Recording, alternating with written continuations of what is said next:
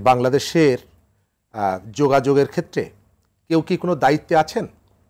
সরকারের বিভিন্ন মন্ত্রণালয়ের উপদেষ্টারা আছেন, আমরা তাদেরকে দেখি, কিন্তু যোগাযোগ মন্ত্রণালয়ের কি কোনো উপদেষ্টাকে আপনি দেখেছেন? মানুষের কাছে জিজ্ঞেস করলে নাম বলতে পারবেন? নিশ্চয়ই একজন আছেন, কিন্তু তার যে ধরনের ইফেক্টিভনেস থাকা দরকার ছিল, তার যে ধরনের সক্রিয়তা থাকা দরকার ছিল, তার কোনো কিছুই এখন পর্যন্ত 6 মাসে তিনি দৃশ্যমান করতে পারেননি। আমি ক্রিটিক করেই আলোচনাটা শুরু করলাম এই কারণে, আপনি যত আলোচনাগুলো করবেন এই সেক্টরটা নানা রকমের প্রবলেম আছে। প্রবলেমটা সলভ করার জন্য রেসপন্সিবল দায়িত্বটা হচ্ছে সরকারের এবং সরকারের সংশ্লিষ্ট মন্ত্রণালয়ের, এবং এই কাজটি করবেন কে, কোঅর্ডিনেটটা করবেন কে?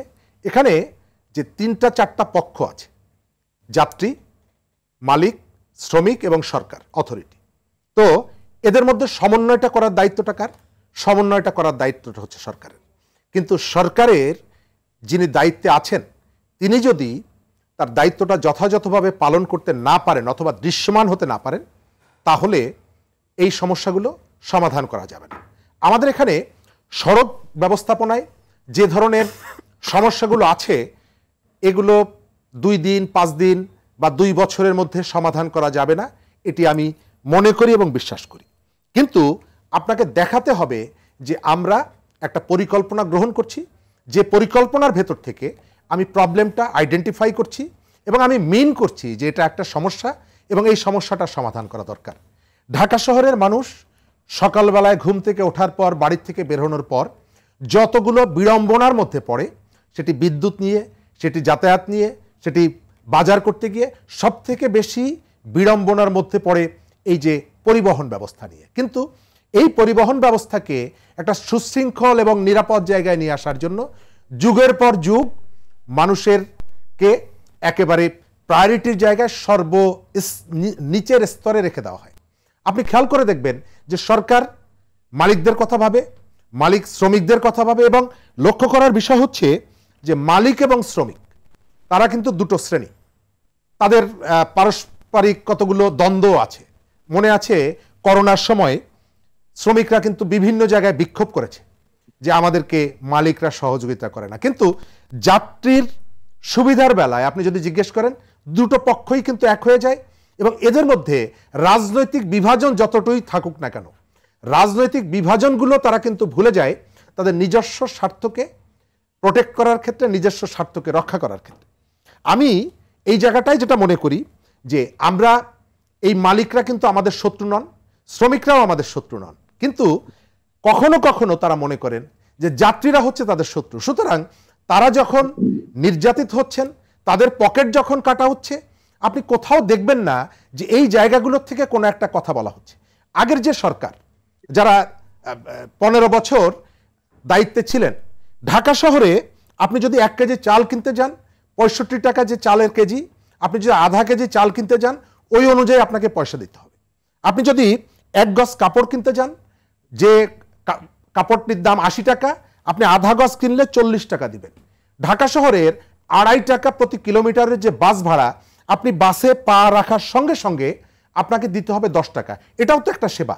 আপনি যেভাবে চালটা কিনছেন, আপনি যেভাবে ডালটা কিনছেন, কাপড়টা কিনছেন, আপনি মালিকদের কাছ থেকে এই যে পরিবহন খাতের এই সেবাটা আপনি কিনছেন, তাহলে কেন আমি বাসে পা রাখার সঙ্গে সঙ্গে 4 গুণ ভাড়া আমাকে দিতে হবে? এটা কি সরকার জানতো না? অবশ্যই জানতো, কিন্তু সরকার কোনো পদক্ষেপ কেন নেয়নি? 15 বছর পদক্ষেপ নেয়নি এই কারণে, আমাদের এখানকার যে সরকারটি ছিল সেই সরকারটি মালিক এবং শ্রমিকের সরকার ছিল, যাত্রীর সরকার ছিল না। এবং যাত্রীর সরকার না হওয়ার কারণে আপনি প্রত্যেকটা জায়গায় আপনি দেখেছেন যে যাত্রীর পকেট কাটার জায়গা। সিএনজি, আমাদের এখানে সিএনজি যে মিটারে চলবে এই কথা বলে যে রাস্তায় এসেছিল, এই যে কমিটমেন্টটা ছিল, সরকার চাইলে আমার প্রশ্ন হলো পৃথিবীর সব জায়গায় যদি মিটারে সিএনজি চলে, মিটারে ট্যাক্সি চলে, তাহলে আমার দেশে হবে না কেন? এটা কি মগের মুল্লুক না? আমাদের এখানে সরকার তো চায়নি, সরকার চায়নি আপনাকে একটা স্বস্তিদায়ক যাতায়াত পরিবহন ব্যবস্থা তৈরি করবে, এটি চায়নি। সরকার হিসাব করেছে, সরকার বলতে আমি আগের সরকারের কথা বলছি, আজ থেকে মাস 2 আগে একটা রিপোর্ট বেরিয়েছিল প্রথম আলোতে যে গত 15 বছরে আমাদের সড়ক ক্ষেত্রে, সড়ক খাতে, যোগাযোগ খাতে ৮৬,০০০ কোটি টাকা ব্যয় করা হয়েছে এবং এই ৮৬,০০০ কোটি টাকার মধ্যে ৭৫,০০০ কোটি টাকার সড়ক নির্মাণ, সংস্কার, অন্যান্য কাজগুলো করেছে ৪ জন ব্যক্তি এবং তাদের প্রতিষ্ঠান। কে? যোগাযোগ মন্ত্রী ওবায়দুল কাদের, সাবেক যোগাযোগ মন্ত্রী, তারিক আহমেদ সিদ্দিকী, সাবেক প্রধানমন্ত্রীর সেনা বিষয়ক উপদেষ্টা, শেখ হেলাল উদ্দিন তার আত্মীয়, আরও একজন এরকমের কারো একজন নাম এসেছে। প্রথম আলো রিপোর্টটা করেছিল। অর্থাৎ এই জায়গাটায় পরিবহন খাতের যে সিন্ডিকেট, সেই সিন্ডিকেট ভাঙা যায়নি। আমি ওই জায়গাটা আপনাকে বললাম যে এখানে যখন যাত্রীর এখনো কি ভাঙা যাচ্ছে সেটা না, এখন ভাঙা যাচ্ছে না, এখন তো ভাঙা যাচ্ছে না। আমি তো তখন জানতাম, আপনি একজন শিশুকে যদি জিজ্ঞেস করতেন, সে বলতো যে আমাদের যোগাযোগ মন্ত্রীর নাম শাহজাহান খান, যিনি মৃত্যুর খবর শোনার পরেও হাসতেন, যিনি ড্রাইভারদেরকে বলতেন যে গরু ছাগল চেনার পরেও লাইসেন্স দিতে হয়। আজকে আপনি একজন প্রাপ্তবয়স্ককে যদি জিজ্ঞেস করেন যে আমাদের এখানের যোগাযোগ মন্ত্রণালয়ের উপদেষ্টাকে, আমার ধারণা ৮০ ভাগ, ৮৫ ভাগ, ৯০ ভাগ লোক বলতে পারবে না। কেন বলতে পারবে না? তার যে দায়িত্বটা যিনি পেয়েছেন, তিনি তো ইফেক্টিভ কেউ না, তিনি তো সক্রিয় না। তার যে, আমি ওই যেটা বললাম যে আপনি ৬ মাসের মধ্যে সমস্ত সমস্যার সমাধান করে ফেলবেন, আমি সেটি বলি না, কিন্তু আপনার চেষ্টাটা তো করতে হবে, মানুষকে তো দেখাতে হবে। আমি পরিবেশ উপদেষ্টাকে দেখছি, তিনি ছোটাছুটি করছেন, নানা কিছু করছেন। আরও এই ধরনের অনেক কয়েকজন উপদেষ্টাকে দেখছি, তারা যাচ্ছেন মানুষের সমস্যা হলে কতগুলো কথা বলার চেষ্টা করছেন। আহতরা গণ অভ্যুত্থানে তারা যখন রাস্তায় বিক্ষোভ করছে, কয়েকজন উপদেষ্টাকে দেখছি রাতের বেলা যাচ্ছেন। কিন্তু ঢাকা শহরে আজকে সকালবেলায় যে নৈরাজ্যটা, আপনি সকালবেলা ঘুম থেকে পৃথিবীর কোন সভ্য দেশে সরকার এটি পারমিট করে?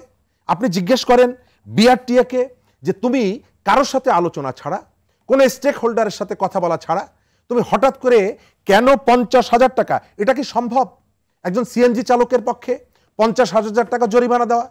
এই যে বিআরটিএ, যে আমি তো মনে করি যে তাদের বিরুদ্ধে অ্যাকশন নেওয়া দরকার, কারণ আজকের মানুষের যে দুর্ভোগ, এটি বিআরটিএ সেটা নয়।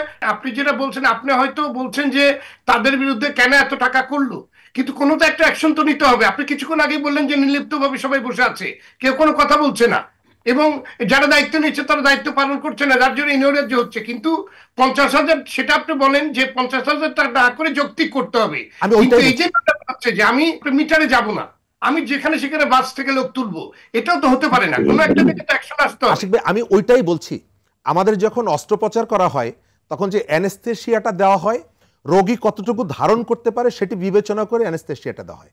আপনি এই জায়গাটায় সরকার হাত বসে থাকবে সেটি বলছি না, কিন্তু সরকারকে কতগুলো প্র্যাকটিক্যাল অ্যাকশনের দিকে যেতে হবে।